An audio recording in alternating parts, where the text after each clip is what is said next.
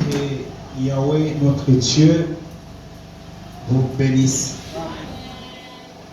Aidez-moi à saluer 2 ou 3 personnes qui sont à votre côté. C'est une demande que je vous fais. Je ne vous oblige pas, mais je vous demande. Saluez celui qui est à votre côté, celui qui est à ta droite.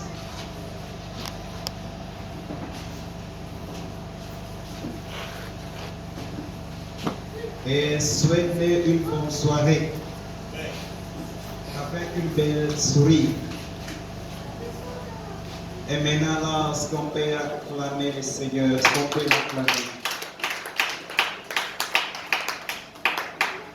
Ok, qui sont avec nous? On peut lever nos mains. Qui sont avec nous? Qui sont avec nous? Merci, que Dieu vous bénisse. Voilà, nous voulons commencer notre enseignement de la semaine. Une belle semaine qui sera pleine de lumière, pleine de miséricorde.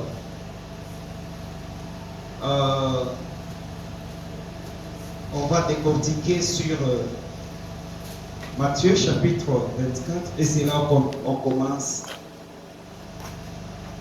Matthieu chapitre 24. On commence dans les toutes premières versets. Je demande à tout le monde de s'asseoir, comme c'est un enseignement, que le lecteur puisse avoir son micro à la place où il est. Parce qu'on le lit et j'interprète. C'est un enseignement qui commence. Ok. Nous sommes dans Matthieu chapitre 24. Nous prenons le premier verset. On va le lire verset par verset et on l'interprète. Nous lisons de Jésus. Amen.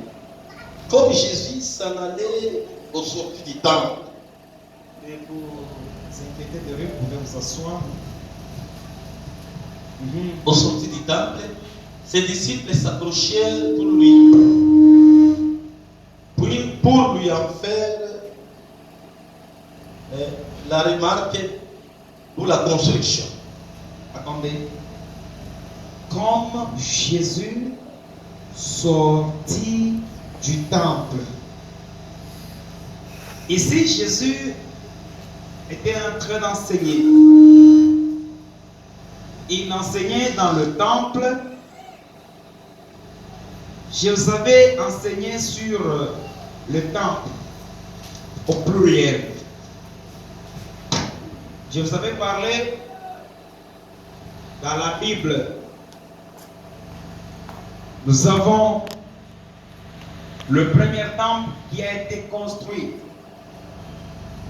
par le roi Salomon. Et c'était dans l'an 970 avant Jésus-Christ. Salomon a construit le temple. C'était David, son père, qui allait construire. Mais en versant le sang, Dieu va l'interdire de ne pas bâtir le temple, car c'est essuyé avec le sang. David était parmi les chefs qui dirigeaient le peuple, un guerrier. C'est ainsi que Dieu l'interdisa de ne pas bâtir le temple. 2. Dieu va lui parler, celui qui construira le temple, il est celui qui sortira de deux saints. Donc, en d'autres termes, ton fils. C'est maintenant le roi Salomon qui va bâtir le premier temple.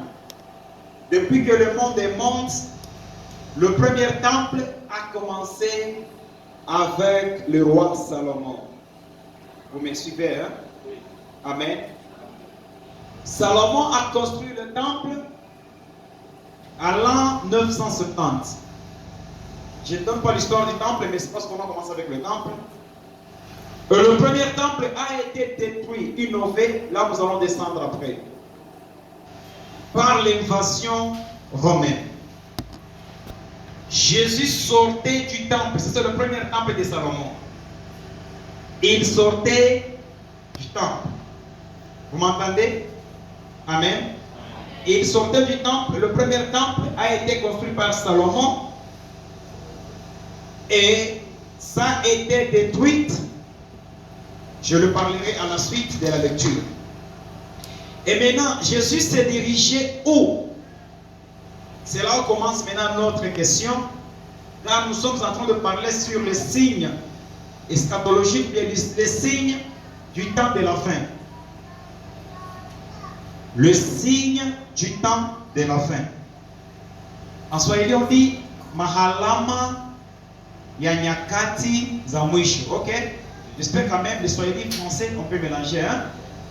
Mahalama ya nyakati ya mwisho. Maintenant, sorti du temple Jésus, et quand il s'en allait, ses disciples s'approchèrent pour lui en faire remarquer la construction. Donc, en pluriel, les constructions. Ici, il s'agit, je vous avais parlé, Wow. Le premier temple de Salomon a été détruit par le Babylonien avec le roi Nebuchadnezzar. C'était dans l'an 586 où l'invasion babylonienne avec son roi Nebuchadnezzar, ils vont détruire, innover Jérusalem. Jérusalem, c'était la capitale juive. Dieu lui-même le prend en monopole. Donc, il s'approprie la ville de Jérusalem. Pourquoi? Parce que Jérusalem, c'est une cité déjà construite au ciel. Vous êtes avec moi là-bas? Jérusalem est une ville déjà construite au ciel. Si vous lisez bien les Écritures, vous allez vous rendre compte que c'était Abraham. Abraham avait vu cela dans la vision. Il a vu comment une ville construite au ciel, qu'on appelait la nouvelle Jérusalem, au ciel. Et maintenant ici, Israël a construit son capitale qu'on appelle Jérusalem. Jérusalem, qui signifie ville de paix. Dites avec moi, ville de paix. Encore ville de paix. Jérusalem, c'est une ville de paix. Jéru, qui signifie ville, et Salem, Salem qui signifie paix. Alors, le premier temple a été détruit par les Babyloniens, avec à la tête comme roi Nebuchadnezzar. Ok? Maintenant, le deuxième temple qui a été construit, je répète encore, qui a été construit, c'est après la destruction de Jérusalem. Vous savez, la destruction, Dieu a permis à ce que les Juifs soient éparpillés. Il y en a 5 qui étaient en déportation. Vous connaissez la déportation? Si l'interprète peut m'interpréter en étant assis, ce sera bien. On a déporté une partie des Juifs. Ils sont partis en exil. Et entre autres, nous avons la Babylone, Babylone la Grande. Alors ils étaient dispersés en 2 grandes parties. Alors suivez bien. Une grande partie est restée là où il y avait Meshach, Shadrach, Abednego et le prophète Daniel. Et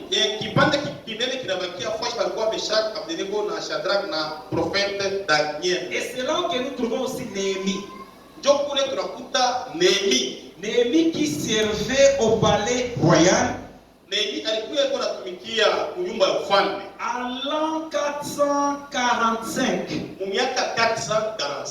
Néhémie est allé demander l'autorisation au roi Artaxerxès. Néhémie alenda kulomba ruhusu kwa mfalme Artaxerxès. C'est un nom qui est compliqué. Le roi s'appelait Artaxerxès. Mfalme alikuwa anaita Artaxerxès. Alors Néhémie, on va l'accorder une feuille de route et l'autorisation de bâtir le mirail de Jérusalem.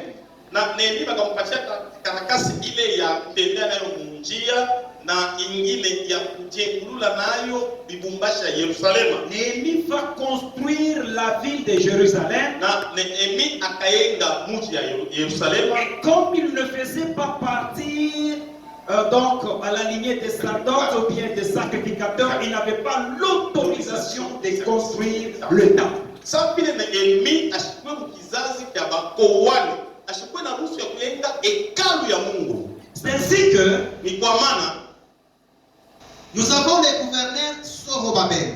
hapa tunakuya na gouverneur Zorobabel ici d'une famille sacerdotale. ule alitoka mkizazi kya bakowani. C'est bien lui qui va commencer à construire le deuxième temple. Yeye ndio alianza kuyenga ile hekalu ya pili. Et c'est le temple que Jésus Sortait avec ses disciples. Ndio hii hekalu hii tunasoma hapa, ile Yesu anaanza kutoka hapo na wanafunzi bali. Le temple qui a coûté plus ou moins 14 hectares. Ni hekalu ile ilikuya iko na mesure 14 hectares. Qui a coûté, c'est-à-dire c'était dans la circonférence, donc le plateforme là où se trouvait le temple construit par Zorobabel et Hérode, le roi. Et donc ces plateformes nous prenaient au moins 14 hectares. Ile fashi baliyenga kwa Zorobabel na mfalme Herode ile hekalu palikuya peko na urefu wa 14 hectares. C'est-à-dire la terre, la portion qu'on peut appeler une terre sainte, bien on peut appeler la terre résidentielle de ces temples avec 14 hectares. Ile bulongo wa ule kukuya na ile hekalu kulikuwa na 14 hectares. Et c'est l'unique chantier qui a pris plus de 18 000 employés. Ni fashi ile ya ile kazi ya ile hekalu ile ilikuya na wafanyakazi 18,000 Donc, en wafanyakazi. d'autres termes, 18 000 là où il y a le maçon, il y a aussi les aides-maçons. Kusema mule 18,000 kulikuwa bale wa kuyenga na bale wa kusaidia wa kuyenga. Et c'est une construction qui va nous prendre plus ou moins 66 années de construction. Ile majengo ile inabeba miaka ya mingi 66 années de construction. Oui, oui, presque ça, mais en 49e année, bon, le temple semblait comme si c'était terminé, mais pas tellement. Muka 49e année ya mwaka 49e ilikuwa sasa kuisha ilikuwa yaisha majengo. Parce que je me rappelle l'inauguration de ce temple était à l'an 66, mais à l'an 70, on a détruit les temples. Juu shiku balifungula ile karamu ya kufurahia majengo ya ile hekalu wakati ilisha ilikuwa ni miaka 60, lakini miaka 70 anakuwa kuibomoa tena. Avant de connaître l'histoire biblique, prenez le temps de mûrir, de comprendre au moins comment cela a commencé. Juu ya kuelewa historia ya Biblia, beba wakati ya kuuliza na kutafuta hii mambo ilianza je. Et ce qui élève bien l'église et ce qui fait grandir l'église, ce n'est pas le miracle et la prophétie, mais ce sont les enseignements. Ile ikunafanya kanisa ikomele haina miujiza wala unabii, inakuya ni mafundisho. J'ai toujours aimé mon église parce que le fidèle, les croyants, les vrais adorateurs, ils aiment beaucoup les enseignements. Mimi napenda kanisa yangu juu baaminifu baabudu vya kweli banapendaka sana mafundisho. Alors ici la Bible dit Jésus quittant, donc sortant de ce temple. Hapa Biblia nasema Yesu akatoka mwile hekalu. Jésus était parti pour l'enseignement. Yeye alienda ndo afundishe. Et maintenant suivez-moi. Unifuate sasa. Ses disciples s'approchèrent pour lui en faire remarquer les constructions de ces temples. Banafunzi bake bakamwendea na njoo ya kumonesha namna ile majengo ile hekalu vile ilikuwa. Mais il leur dit, akabaonesha, vous voyez tout cela, munaona hii yote hii, je vous l'ai dit en vérité, anaonesha mkweli, il ne restera pas ici pierre sur pierre, hakutabakia karibu juu ya ingine, tout sera détruit. hii yote bataipomona. Est-ce qu'on peut me donner ton amen là-bas? Je vous avais parlé un jour, je vous ai montré comment ce temple a été détruit. En l'an 69, Israël était sous l'emprise, sous la domination des Romains. Donc tout ce temps, Israël était dominé, donc était sous l'autorité des Romains. C'est arrivé à un moment donné, Ikafika wakati le moya chef qui dirigeait les Romains, ule mfalme alikuwa anaongoza Waroma. ils avaient un titre honorifique qu'on appelait César. Alikuya na jina ya kifalme anaanza kuita Caesar. Mais son nom acteur, donc son nom propre, on l'appelait, c'était Vespasien le Grand. Lakini jina yake banaanza kuita Vespasien mkubwa. Israël, les Juifs commencèrent la révolte contre le peuple romain. Bayuda bakaanza bakatomokea bantu ya Romain. Suivez-moi attentivement. Munifuate na usikilivu. Le peuple juif commençait la révolte. Taifa ya Bayuda ikaanza kutomboka. Pour quelle raison? Juu ya sheria gani? Parce qu'ils étaient harcelés par le peuple romain. Juu balikuwa kuna teseko kupitia Baromais. Alors ici, Hapa Jésus voulait juste faire ignorer la pensée et la mémoire de ses disciples par rapport à la construction. Yesu akapenda kusabwisha na kulinganishwa akili ya wanafunzi wake juu ya majengo ile inaanza kuonekana. Parce que cette construction, oui, ça coûtait. Juu ile ya kweli, ile majengo ilikuwa ya bei. Rappelez-vous que cette construction vous a pris plus de 49 ans. Kumbuke ya kwamba hii majengo ilibeba miaka ya mingi 49 ans. Donc c'est une construction qui est très célèbre. Inakuwa ni majengo ya yulu sana. Nous autres, on est là, qui a déjà fait la construction avec 10 ans. Hapa shibote nasha kuingia nyumba ndio aishi na padi. Mais prenez 49 ans de construction. Sasa ufuate 49 ans ya majengo. Et puis là au bordure, là au bordure, na kumpembeni, là au-dessus de la bordure, yulu ya ile hekalu c'était orné par de l'or. Et vous savez, l'or est pris lorsqu'il y a une forte lumière. Donc cet édifice donc, impressionnait chacun. Alors lorsque les Juifs se sont rébellés, ils ont créé la révolte contre le peuple romain. Et c'est ainsi que Vespasien le Grand, il va envoyer son fils qu'on appelait Titus. À l'an 69. Et lorsque ces dernières, avec l'armée romaine, le but de ces dernières n'était pas pour aller tuer les Juifs, non. Mais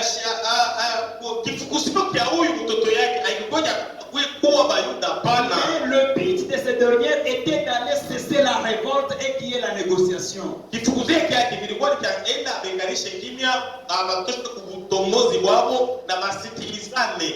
je peux attirer votre attention? Amen. Et maintenant suivez. Il dit ceci. Mais il leur dit, vous voyez tout cela, je vous l'ai dit en vérité, il ne restera ici, pierre sur pierre, tout sera détruite. Il s'assit sur les monts des Oliviers. Le disciple vint en privé lui poser cette question. C'est là où il y a maintenant le problème. Suivez. Il dit ceci. Dites-nous, quand cela arrivera-t-il et quel sera le signe de ton retour et de la fin du monde? Dites-nous, quand cela arrivera-t-il? Quand cela, donc il y a un problème. Quand on dit cela, est-ce qu'on peut dire cela? Cela. Dites-nous quand cela arrivera-t-il? Ils ont demandé le signe précurseur. Les événements qui annoncent la fin du monde.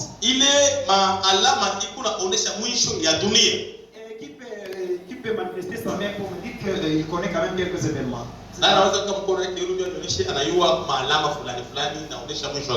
avez quand même entendu ces paroles, hein? Et parfois, quand vous êtes là, quand vous verrez des choses là qui sont néfastes, qui sont bizarres, diaboliques, et vous-même vous dites que non, vraiment, c'est ça, hein? Oui. Alors, il y a des questions qu'on va lui tendre ici. Dites-nous quand sera la fin du monde. Et donc, il savait aussi le monde un jour prendra fin. Ouvrez maintenant les oreilles ici. Il dit ceci.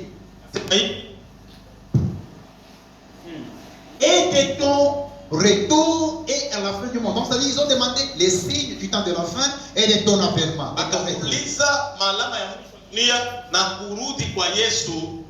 Jésus leur répondit, Na Yesu akabajibu, faites bien attention angeza que personne ne vous égare.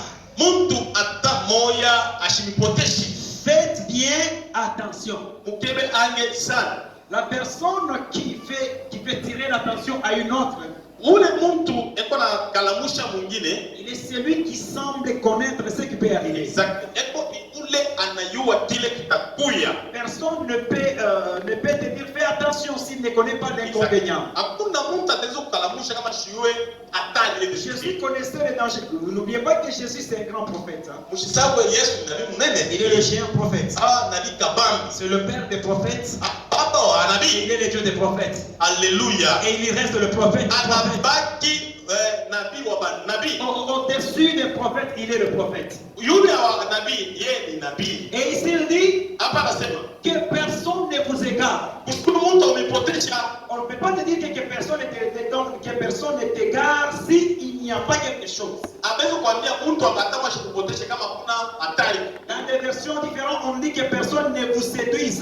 Na kuma misomo ingine wanasema kushukuru mtu moyo wa kunyendesha pembeni. La séduction, Kuendesha mtu elle pembeni. parle tantôt d'une manière, tantôt d'une autre. Niko nasemezea mambo ingine na ingine. Oh non, j'ai été séduit. Ah, mimi ndeshwa pembeni. Je t'ai égaré. Mimi poteya. Ici, Jésus parlait de quelle séduction? Yesu anaanza kusema na kuendesha pembeni kwa Yesu. Où il commence à prédire les signes et les événements du temps de la fin. Ni pale anaanza sasa kukalamusha na alama ya wakati ya mwisho. Alors, laissez que la Bible s'interprète maintenant. Wache Biblia itafsiri. En effet, beaucoup viendront sous mon nom. Bamingi batakuya mchina yangu. Beaucoup Bamingi viendront sous mon nom batakuya mchina yangu. Et diront, Na bakasema, c'est moi qui suis le Messie. mimi njo Mesia. Ils tromperont beaucoup de gens. Batalanda bantu bamingi. Et il dit, c'est moi qui suis le Messie. Na bakasema, mimi njo Mesia. ce verset, Hii muso. ça va nous rallier dans la tribulation, mais ça va nous amener dans la tribulation et dans la grande tribulation. Et ce même mot peut nous ramener au temps que nous sommes en train de vivre. Hii musomo tunasoma hapa inaweza kutupeleka mu mateso ile ya mwisho na tena itatusaidia wakati tuko napita ya wale. Et maintenant, suivez, il dit, Mfuata anasema, beaucoup viendront sous mon nom. bamingi batakuya munjina yangu. Et ils prétendront comme des messies. Na bataliweka kama ba Mesia Et ils égareront bien des gens. na batapotesha mzuri bana. Vous savez quoi? Unajua nini? Prenons seulement le temps que nous sommes en train de parcourir.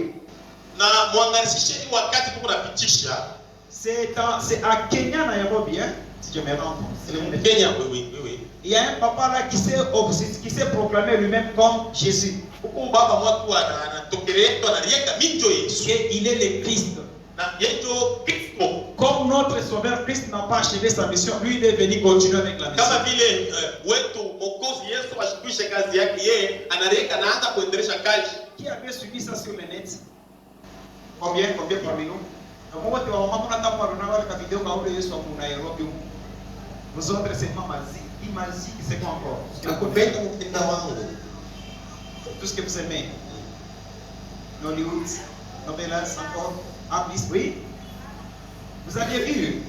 Bon, nous on avait vu ça, c'est spectaculaire. Eh. Le papa, il s'est dit que Minjo Yesu à une période, bananituma kwa Mungu, miye jo Yesu. Mina kwa kuokoa bale balibakia. Bale bashukaka kupata wokovu mtaa na Yesu yule mwingine aliacha ile kazi. Mais figurez-vous, c'était un peu dommage. Où Yesu alikuwa na bibi, alikuwa na watoto wake. Mais derrière lui, il y avait quand même les disciples hein, et quelques personnes. Yes. Kama namwona kunapita na tena sema uinuliwe mfalme, uinuliwe wewe kama ndio masia makuti. Et vous savez ce qui s'est passé?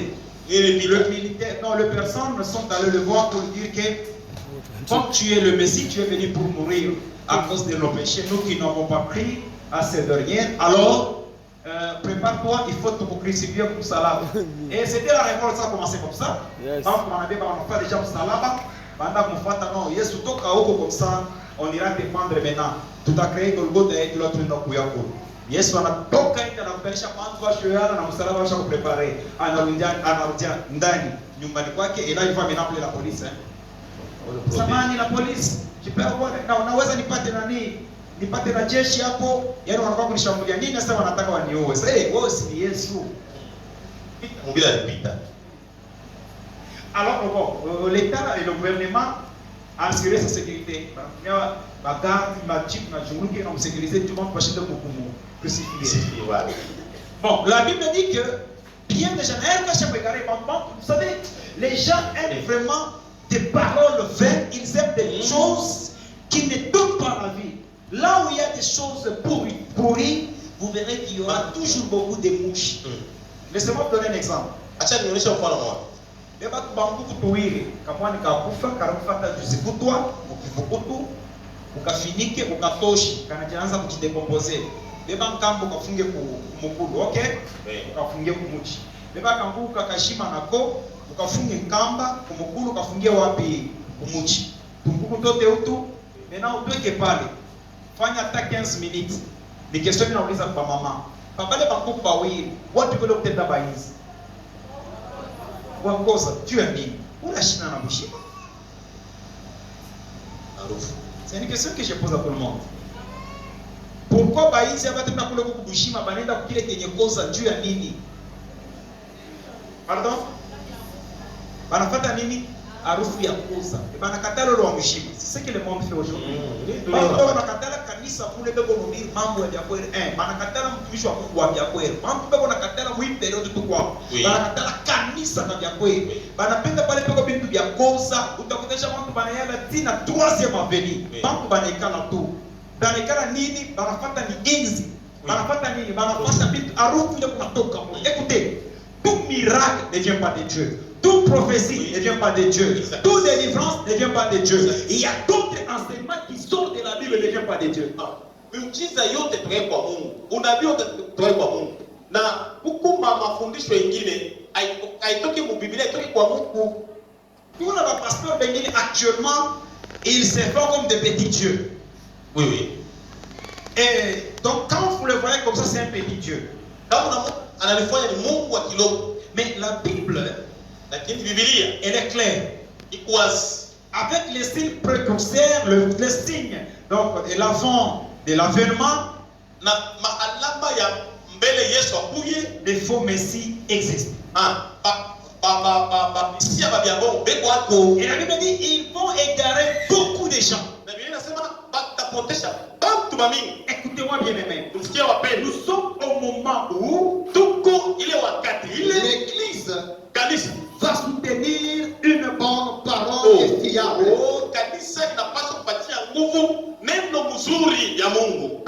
Parce que nous sommes en train de consommer, on appelle une partie de la prophétie de Matthieu chapitre 24. Matthieu chapitre 24, il y a un avis. Est-ce qu'on peut acclamer pour Dieu? Amen. La Bible dit, Il est la sœur. Ici c'est vraiment bon. Verset 6.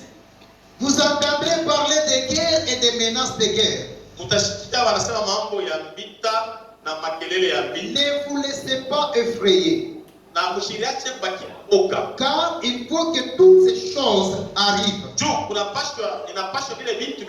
Pendant ce ne sera pas encore la fin.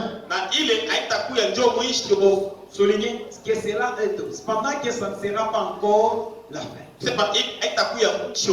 Laissez-moi vous démontrer quelque chose. Au moment où le coronavirus ilianza, okay? Il est un coronavirus ilianza. Pale tunasema no inaanza kuseko c'était Oan. Pale inaanza ku Oan bemu bei ya Chine. Continent Asie. Kule ilianzia ilikuwa sana kama mwaka ya epidemie. Ipande inaanza kutambuka ma frontière. Inatambuka deja continent. Ilikia continent Amerique. Haina tena pa epidemie na kwa pandemie. Inaweza se mettre derrière le monde. pale inafika mliko wewe na tambuka kwa Afrika na wewe ngemo memu ya kubaruna ikuye kusana pale n'ingia monde entier na kwa pandémie maintenant suivez ba pasteur mina répéter bien ba pasteur chimaché maman bala bana na connaissance ya Bible exact bana mimi nishikia mimi mwenyewe kwa mashikio yangu un pasteur anapita kwa radio na ubiri bamtoko hii corona mnaona kama tunaikalikile il est vrai que ni fanya ni makalkuli na mimi ukikalikile le corona on fait makalkuli itakumisha 666. J'ai entendu de mes propres oreilles un pasteur qui enseignait en disant que hii corona mtunaona jo 666. Je suis tiens quoi tel combini je pensais que déjà le radio na assurance comme foi. Quand il parlait il enseignait il disait quoi du wakati ya mwisho oui tu wakati ya mwisho. Hii corona mnaona hii ni Mungu anaanza kupika dunia. Qui vous avait dit que c'était qui frappait le monde entre parenthèses. Et les deux. Hii corona hii ni 666. Kama mtu apende kuamini Mungu ndio mwisho wa dunia inafika. Je me rappelle ile époque tulikuwa kama 1999. Connaissant que chaque 2000 ans kulikuwa kama ma événement Mungu anaanza kufanyaka. Soit kulongo utameza mambo pia kunapitikana tu efemo yeye. Mungu akatoka tunafika muno na 9 le 31 décembre. Chez quoi tunakuwa na boka. Mais ilikuwa déjà na akili. C'est parce que ile ma période ilikuwa déjà ilikuwa kwa humanité. Je vis quoi entre 4e quelque chose là pour humanité. Mais nashikia tu bon kale kamirumi kanatembeke 2000 kende mkikachike tu kesho pengine Yesu takuwa mara matenda kumini. Ule mshiko wale 31 millions. Mimi naorganize vile kumisi. Chukue serviteur, chukue nani? Ilikuwa kumwimbaji na kakorana mka batoto. Mimi naorganize vile bantu banakuwa tunalala kule tukumbea 2000. Yesu akuya tukote tuko wapi Mungu? Bukanisi. Qui vous avait dit que Yesu atakuya kile sama wote Mungu prêt? Il y a des choses que je vais vous dire. Savez-vous que Yesu atakuwa sa mwishi? Qui connaît un voleur? Oh my God. Na mwisha mwiwe. Mwanamweo. Mwisha anafanyanga nini? Pardon? Ashikakake anashikushaka. Yesu balompoze question mo Marc chapitre 13. Yesu anasema mishiwe shiku wala sa 13:31 Marc 13:31. Shiwe shiku wala sa. Mitakuwa sa mwishi. Kama mwishi anakula kwa unaweza kubeba na mabimu utakongola kwa wazee bintu unafunga kwa mlango bien utakimbia utalala mwenyewe. Mais Yesu anasema atakuwa sa mwishi, anasema atakupriske. Atakuta bantu beko nalewa, atakuta bantu beko msharati. Atakuta bantu bengine na bobe kuna isibroka na makuta. Non, leta mon cher, tuma makuta. Utapata cash kukamo, comme on le fait. Atakuta bantu bengine na boba pasteur na bobe kuna beko isibroka bantu makuta mkanisa. Ulete makuta tu tulipatie bière kwenda kubimu. Moi je vis ça. Tena bantu je ne sais pas vraiment. Mon peuple périt faute de connaissance.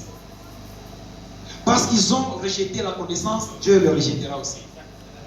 Et comment connaître la connaissance? Dieu, on est pour au pharaon. La connaissance ne vient pas à beaucoup prier, hein. Baba, pe, on est calme. Kichwa chako kishabakia na ngamo. Kama unaenda barabara kitakosa kinarudia kwa sababu wewe ushakusaba kinaanguka. Pourquoi? Parce que kichwa kinakuwa paka onekana. I, wa, o, am, b, c. OK, merci. Alors, ce sont des signes. Muima alama kama autire attention. Mila répéter. Utabaki. Parce qu'il vient comme un voleur. Et pendant qu'il vient comme un voleur, bantu mingi batakuwa une distraction. Ça, pourquoi vous verset combien? Verset 6.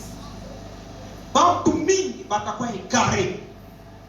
Leo bantu banapenda bi matin. Bantu hiyo te ba invitation mina pataka. Ji apata kwa invitation ya kusema non les saluts.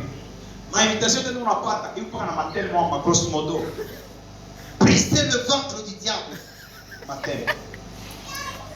50 jours de marathon, les talons de Jésus. Balanchikatou, marathon prophétique. Les oreilles de Jéhovah. Alors, avec cela, vous verrez que l'église sera pleine, hein, jusqu'au delà. Et les gens ont besoin juste d'entendre quoi? Les talons de Jéhovah. Et là, vous verrez maintenant, il faut maintenant faire quoi? Pour qu'il ait action, il peut ampleur et bien. Mwenye kanisa on a sélectionné. Non, pasteur tel ou un bon prophétie. Pasteur tel ou un bon ma déclaration. Pasteur tel, écoutez, oui, il est vrai qu'on peut aller comme ça. Mais ce n'est pas ce qui peut réconforter la foi. Lorsqu'on n'est pas sur la saine doctrine,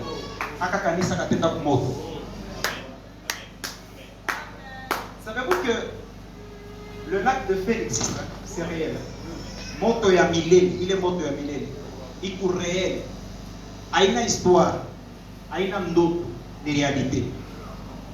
Ce n'est pas pour rien, tout le monde n'a pas pour l'école. China pressé, nous on a décortiqué un livre à Évangile selon Matthieu chapitre 24. Nous on a expliqué pour tout Aïcha yote. Mais comme quoi tu m'as chanté, pour faciliter tout à jamais pour ça, parce que vous m'en pas bouger tout. Pourquoi? Yes, on va vous tirer attention car bafo Messi batakuya. Na batapote shamantu mingi sa. Mishi sema bimakanisa vya binene Mungu ana interprete hivi. Mungu bya Mungu, Mungu bimakanisa binene vya Mungu na binene vya shetani. Hata mtu makanisa tulo Mungu wa shetani na toi. Mais kanisa, le fidèle, ils n'aiment pas ouvrir leurs yeux. Mais on a tendance à faire des bipofu. Mais on a ongozana sana bipofu. Kipofu anashikiaka anasimama kama shona. Yule wa fidèle wa mingi tu kuna hapo. Beko nasema, beko nashikia, mais baone. Na mnashikia pia mwi kanisa. Mnakutanisha yule pasteur anasema que j'ai l'autorisation de vous vendre le billet d'entrée au ciel. Moi j'ai vu ça sur internet. En commençant par $500. Nous n'avons pas beaucoup dans la boucle. Tena namwambia nini? Pale Mungu unapanda yale makuta yenu, deja mlango wa mbingu kuwaishi, deja mimi nakufungulia, mimi nakuombea, deja mbingu tekie. Atona tena nzambi $500 yako inakusaidia kubeba billet ya kwenda kumbingu. Ba patron beko na toka beko na leta makuta. Mon peuple périsse faute de connaissance. Est-ce que vous êtes avec moi? Na watu wanapenda vile vya vile. No kesho tuko na prier ya kashinya shinya. Chebote tutakula mayani. Il y a un prophète chez nous au Sidi, nous avons dit riche avant mayani ça va ngulupe ça maman. Ba Nebukadnezar ba lebot. Bana kula mayani ni ne sana no par l'inspiration. Je sais même pas je suis qui l'a fait.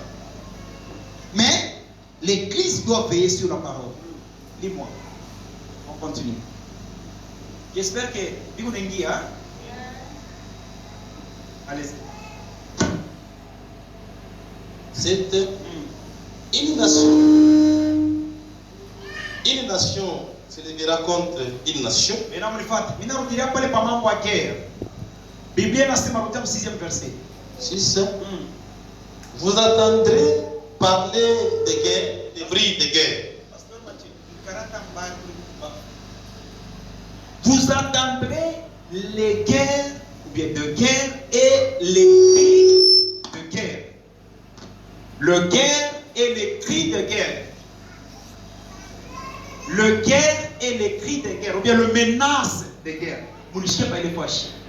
Beaucoup de différence entre vita na makelele ya vita. Exemple yoyi. Mina fait poser question moi pour ma maman. Pour est kwetu. Kunekalaka ni vita ou bien kunekalaka ni makelele ya vita. Ba mama vita. Kuko ni vita. Nani mwingine? Okay, wale wanasema kuko ni vita kwa mkono yule. Wale wanasema na okay, merci. Wale wanasema kuna vita kwa mkono yule. Kumbe kina bana ni moto sabataka ya ana ni huku ana ni huku. Suivez-moi. Kule ku est hakuna vita. Quand on parle d'une guerre, la guerre est réciproque. C'est-à-dire, muna kombana, uya na pika, muna kombanaka vile ça la guerre. La guerre, il y a na mwisho. Mais menace de guerre, c'était pas facile. Il est ici. Kule ku est, atuna na vita, mais tu na menace de guerre. Et c'est là où la Bible dit, une menace de guerre, une nation contre une nation, bataille où tu affronté. Nation contre nation, pour la nation Rwanda, nation Congolais. Il est ma menace kwako. Ce sont les signes qui annoncent le temps de la fin. Bon, je vais vous dire quelque chose. Savez-vous que dépenser ma milliard na dollar, Dieu est limite à quoi ça y est déjà. Je suis Congolais. Du sang. Zaïwa du sang.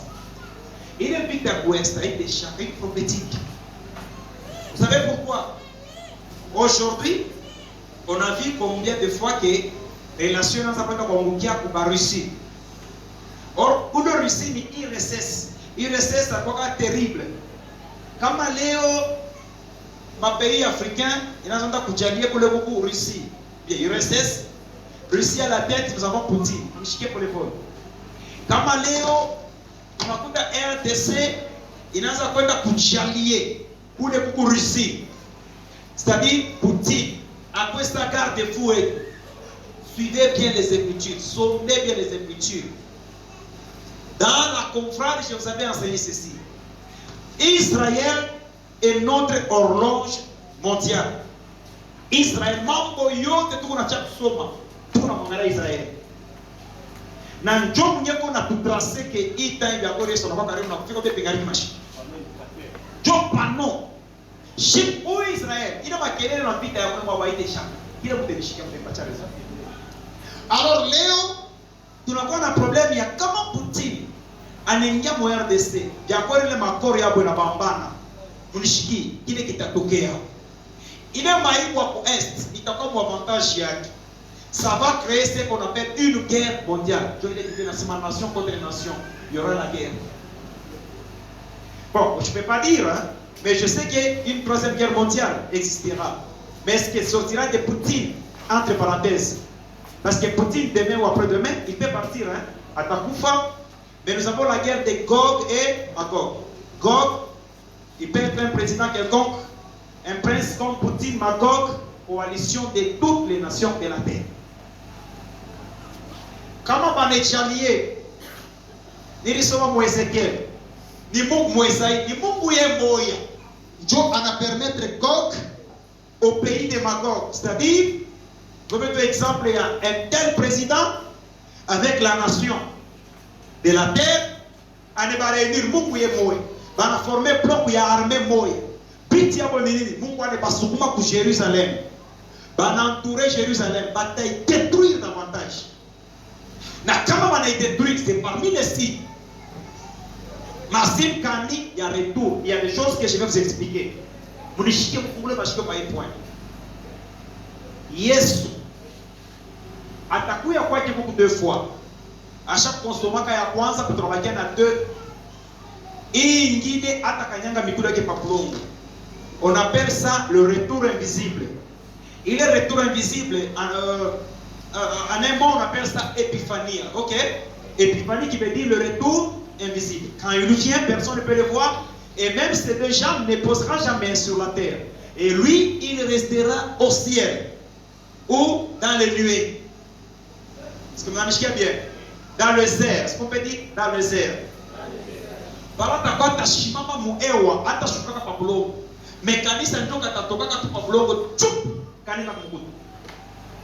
Là, je vous parlerai ça parce que moi, enlèvement, je vais toucher pour. Je suis encore sur la guerre. Ça y est, mutashikia malalamiko ya vita ya ngambo na ngambo. Mwe bade mungu nasoma Bible, mutire attention. Que hii wakati inaanza kufika, tunaanza kufika wakati ya mwisho. Chiseme ndio mwisho. Usikonfondre. Atelo mnakuta pasteur anafanya vitu vya bibaya, mnakuta makanisa bananjika hapo 600 francs secondes. J'ai vu une église barabasha bandika hapo Helicopter of Jesus. Hélicoptère en anglais, en swahili, en français c'est hélicoptère. L'hélicoptère de Jésus. Change. L'hélicoptère de Jésus. Et puis église, hélicoptère de Jésus. Tu connais bilanga kanisa moja katika Alléluia tabernacle. Ingine basha katika Ilunga tabernacle.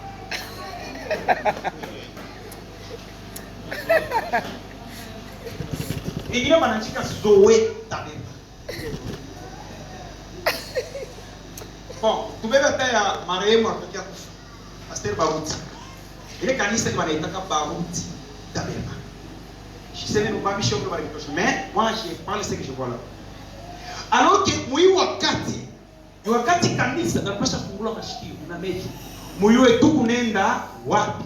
Tunatokea wapi? Parce que mtu en soi ni complément des circonstanciels des lieux. Où il y a la question où je suis venu, et d'où est-ce que je suis, et d'où je vais.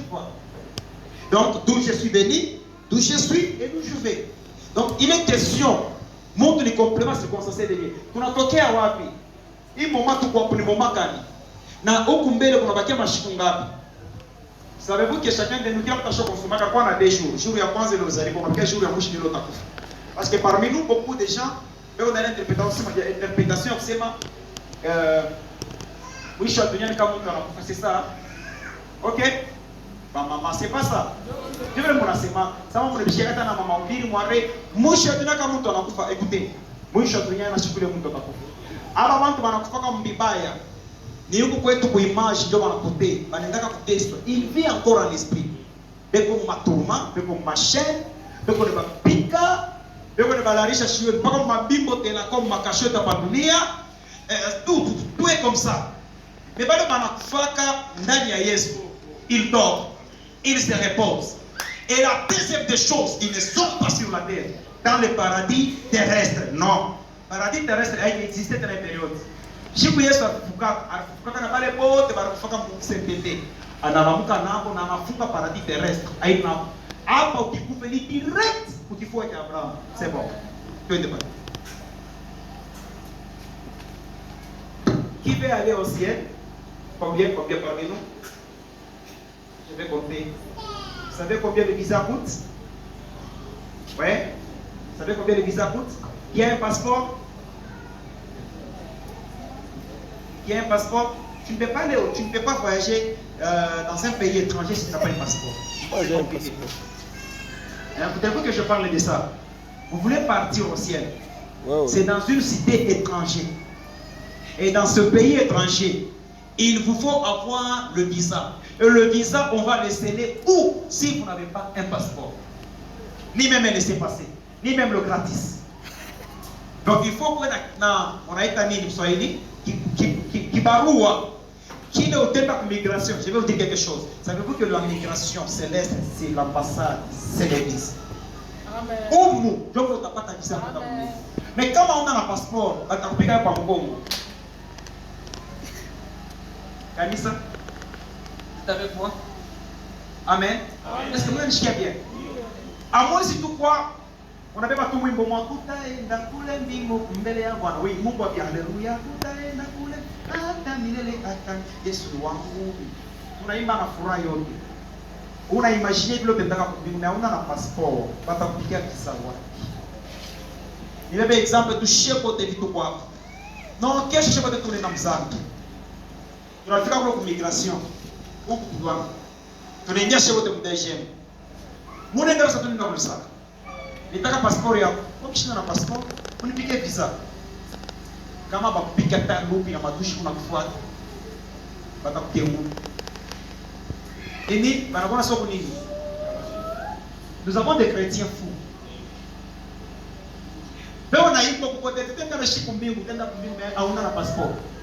Le passeport pour nous, c'est la sainteté.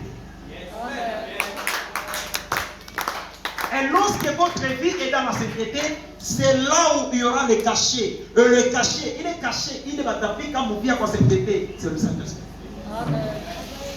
C'est pourquoi, comme on a souvent, au Apocalypse chapitre 14, Biblia kunasema hapa 144,000 juifs unaona beko scellé, kama nasema scellé basha kupigwa muhuri bien caché sur leur front,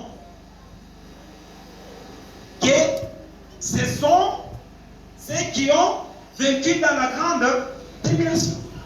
Donc bila il est caché hautaingia kumbini. Inasema mbaya chakula kubaro ona hivi ni jambo kweli mimi mashuku kwa kwanza mtasema leo kwenda kumbingu hii mashuku kwa mambo sio nipenda sana wewe umesema leo kwenda kumbingu leo okay bachaka na bwana sheba mbaraka ute nasema mbaya nikaka mbele kwa choice pour aujourd'hui makanisa haipende kwambia ndio mambo kwenda kumbingu. La cité céleste a été construite pour des personnes. Je vais vous dire quelque chose. Acha ni scandaliser. Vous n'avez pas de oui, enseignement comme tout na lala. Les gens qui regardent que vous êtes dans moto tout droit. Deja kunaonekana tusema wewe hauna nafasi mbili. Mnayua Mungu hata kama je peux te croire patende kupimwa shitapotisha. Amen. Et d'ailleurs pour votre information, pendant que ça kumba mbingwa shumime mbingu njoo hii. Amen. Ni demeure yake. Donc autrement kama wende. Donc aita mshangie mbomungu. Bele de place ya kumbi basha kwenye yako. Donc wewe ndio unakuingisha par la grâce. Wende ndio unafaa fieri. Plusieurs parmi nous, leo unakuja njoo kutafuta miracle, leo unakuja njoo kutafuta magarison, njoo kutafuta miotoka, njoo kutafuta manyumba. Oui, c'est bien. Na mimi napenda kuyenga. C'est bien, nous napenda nini kula motoka, c'est bien, il y a pas de dunia, mais cela ne nous amènera nulle part. Amen. Je dis encore vanité de vanité. Unaweza kuyenga Kiswahili bora unapesa de gorofa. Unaweza kuyenga magorofa, manyumba, maetage. Unaweza kuuza majibu ya makali. Unaweza kuwa na succès mu monde humu. Twende hata mu domaine spirituel. Vile batili Joshua walikuye. Barenal bank. Mais kama una na passeport, tu vas piquer mon visa au tatambuka frontière. Est-ce qu'on a médité quand tu as passeport? Entre parenthèses. Est-ce qu'on a médité quand tu as visa? Entre parenthèses. Les jours sont mauvaises. Rachetons le temps. Les jours sont mauvaises. Hii wakati tunafika ni wakati ile pasteur mahubiri na kwa ya mingi ni ya intérêt mwingi kwa mafuta. J'ai vu un pasteur qui dit alikuwa na mimba kwa kupaa ule pele ni mbaya.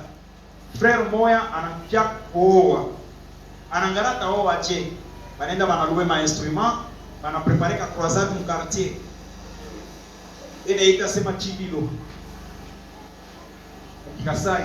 Bana organiser katika ile makambo yetu kwa kusana. Ile chibilo banaita mwana orateur. Huko te kumwanzo leo naita paka Ser Road atapita taimba katika Ser Taimba kalapita akana na gama kama na nini. Tatuani njimu pete na lelwe. Abaya kwanza kuimba tumwela bium. Tumweneshe kwa ta 40,000. Papa 40,000 nene. 5 minutes. Tatuani njimu pete na lelwe. Amba kwa kwame na baba nasema amen. Hapa sasa ni frère Chancy atapita kumbe. Juu frère Chancy aimbe tumumpatie ko 70,000. Frère Chancy anashimama. Sakai muwego. Amen. Wimbo haina ni couplet, haina ni refrain. Kile tu mtashia pale mpaka muziki. Watamasha 70,000 nafanya. Kipande mubiri wanampandisha 21h, tena beba 15 minutes. Haleluya! Zandu juambanyi. Bukanda wa zandu juambanyi. Ambako kwa amena. Ambako kwa amena omuli wanjila njila. Matu wanasema amen, amen, amen. Amen. Mama kulotire. Amuna mwabira kwa mbia matosa na mtuku nzaga. Kale tupafatu bimoe hivi. Matu bana kriye. Bana mpanga na manjina. Oh, jine mani ya zambi. Lumwe nilwa Yehowa. Bana mpanga manjina pate. Avant, unanicheka. Niliacha. Avant aishi banamunika njina ya mwisho takuto walelu. Et après quoi, pendant naisha service yake nekala, il fallait baripe ma instrument. Ule frère a organisé les cages. Yeye ndo peleka mali. Banesha paka hii, banagama kwa baneka chima 1,500,000. Anapatiwa 1,100, anapeleka kama 200,000, 300,000 kwa instrument, unakachika cash bando peleka mali. Maintenant dites-moi, les cash ka Yehowa, les cash ka banque. Vous voyez comment le peuple sont perdus. La banque banapenda mkanisa mlo kama spectacle, kuimba kwa saa. Parole quand kidogo.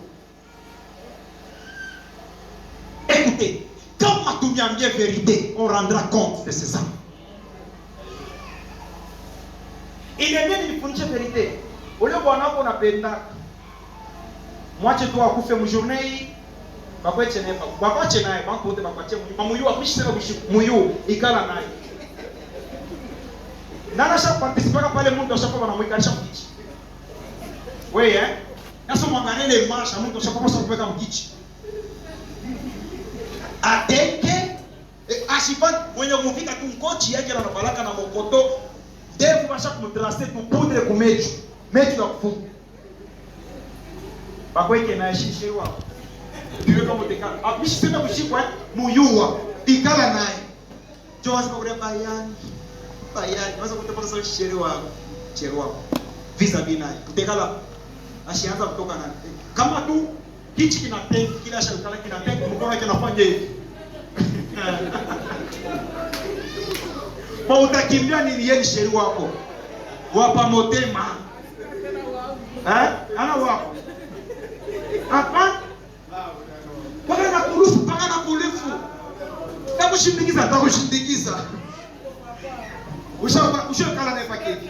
Unashtuka tu mkono yeye mwenye kwa inelitengea yeye anafanya hivi. Bandu kutoka au tariaka tena maiti.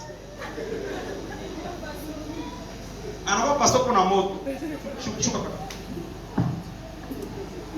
Est-ce que j'ai bien parlé? Est-ce qu'on peut acclamer pour Dieu?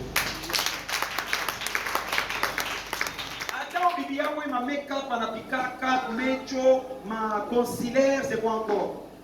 Ma plaque, hein? Ma cils, ma placard, tout ça. Bakupente tu mwenye kufa. Bamutete ke kanjo mweupe. Kanzu wa mtoka. Bamweke tu pale. Njoo bakweke sana. Bakio sumbure na bibi yako kama utekala. Eyo. Unashtuka saa. Saa souffle mwana toka mgongo mtu pale. C'est vraiment pas. Parler de guerre, de bruit de guerre. Gardez-vous d'être troublé. Mouchiké ça. Gardez-vous d'être troublé. Écoutez, pourquoi vous êtes troublé? Parce que vous n'avez pas envie d'avoir Afghanistan. Parce que vous n'avez pas plan pour pasteur fulani le pasteur wa tosha moto mkino. Na dragon mfima tosha moto mkino. Qui vous avait dit que le pasteur wa tosha moto mkino? Je vais vous dire quelque chose. Je suis prophète de naissance. Moi je pacha magama ko baba de naissance. Il y a kizalikiwa. Je vais dire quoi. Donc mina yo ma tactique ya ma prophète, na ma tactique ya ba ngombeana. Hii mito kwa pesa ni kopo. Mimi na vile nakufanya shaka kaka kopo. Huku mimi naendaka kuma kwa shida mimi naendaka banacha kuniingisha kopo. Mimi naangalia nasema mimi naexista na mimi nafunga mwingi wa kutembea. Na mungu support nikalaka. Nafika kwa shimo mimi natumika dimanche, mimi nataka dimanche kwa shimo. Mimi natumika mimi nakula mama wangu. Na mpacha profesimesha profesi kwa dimanche yangu ya kwanza. Kisha mimi naanza naye mapriera na jarison. Mimi naishi pasteur la vitabushi. Hapana papa. Huko exceptionnel. Ule mama ule kesho mpacha envelope ya $150 parce que alienda kutaka na mtasha mkubwa kista kina. Mimi kana nasema no. Hii vraiment ina kubandi. Ni kubandi.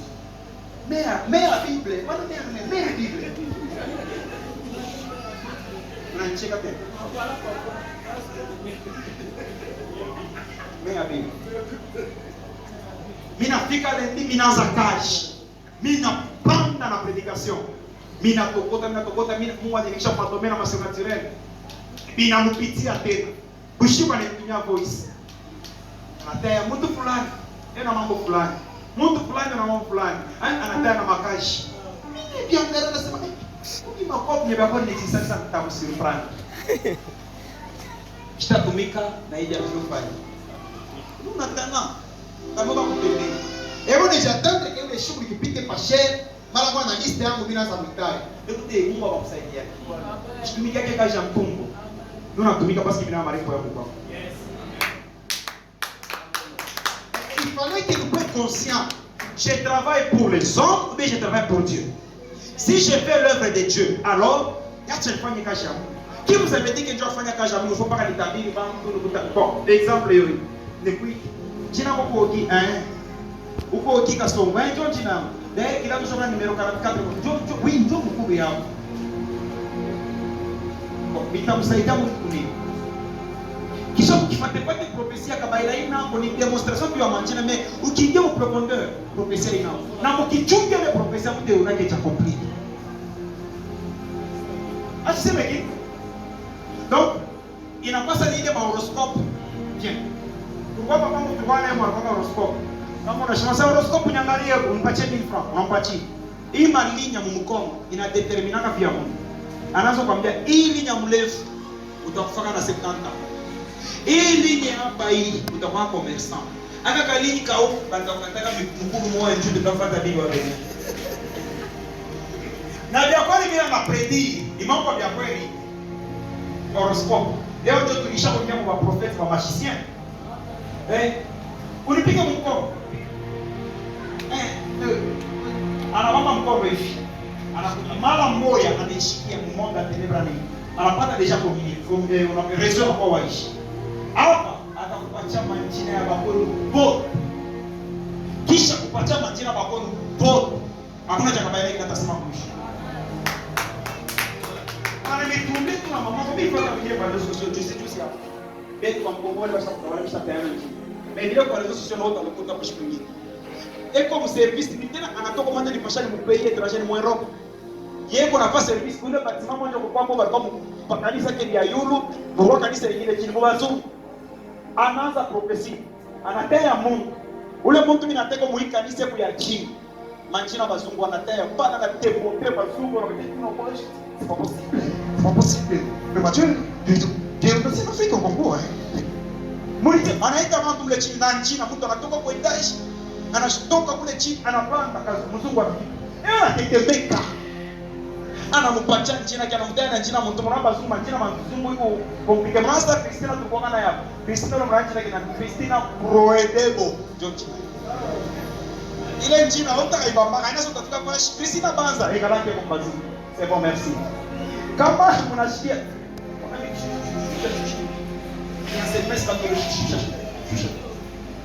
ile majina ba Christina Banza, Christina Shushu, Christina Ngoi Wangoi aikalake kwa bazungu. Bule mpaka Royce, Lois. Soma ngambi. Ale wapanga manjina ale wapanga asa nila za mchunga nishikibe. Tume nasikia wao ndio mzungu sana mbona mpekwa kizazi ya kwa. Mzungu si.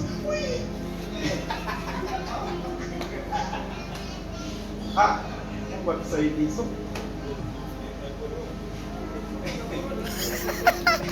Nini shaka? Tu anamwambia mzungu anamwanza pale bana kwanza kaume. On s'est déjà vu? Si vous avez la moitié. Non, peut-être sur Facebook.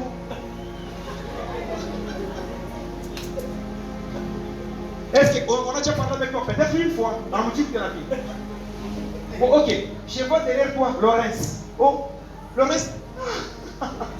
Laurence, c'est ma cousine. C'est ma cousine. Laurence, là que je vois, elle a 2 filles. Waouh, vous faites, allez-y. Nuna chuma nishie message takuwa kwenu.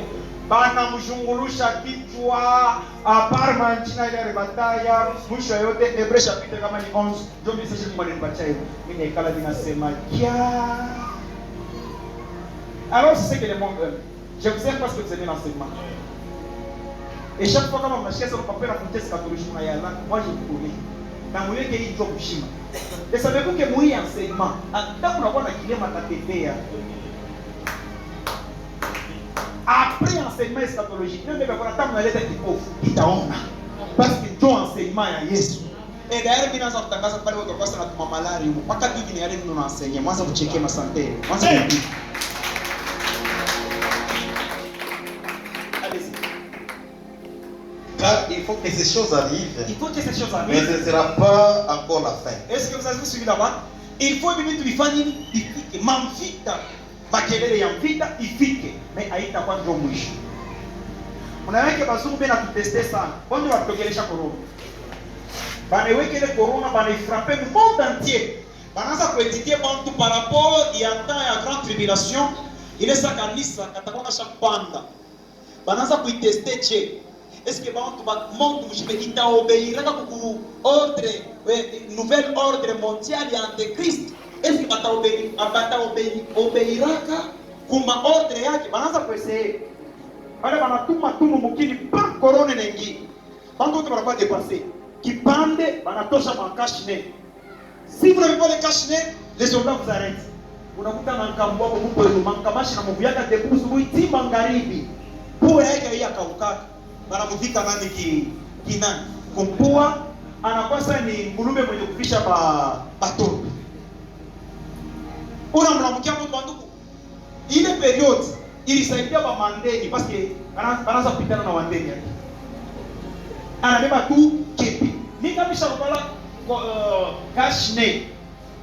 Unaweza nipita pala baba. Ndio kwe.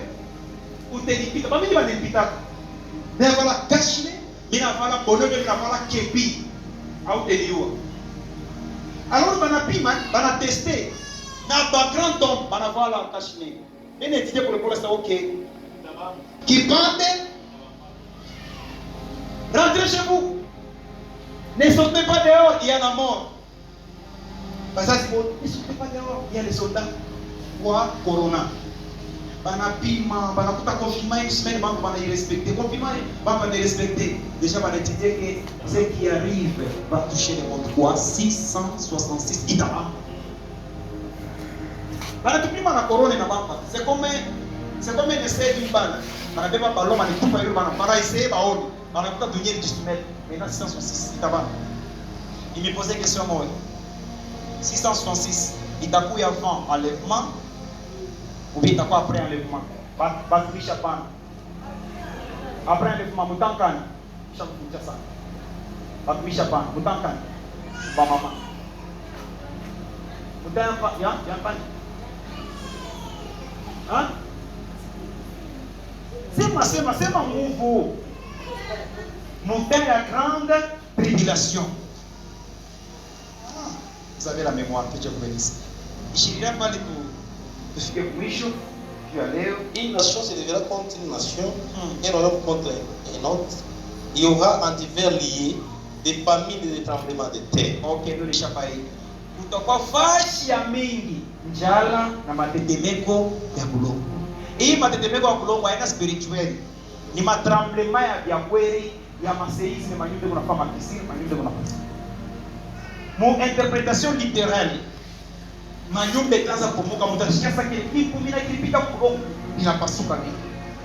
Kutakuwa ile tremblement de terre, kutakuwa njala ya kweli, sasa kwamba Msamaria.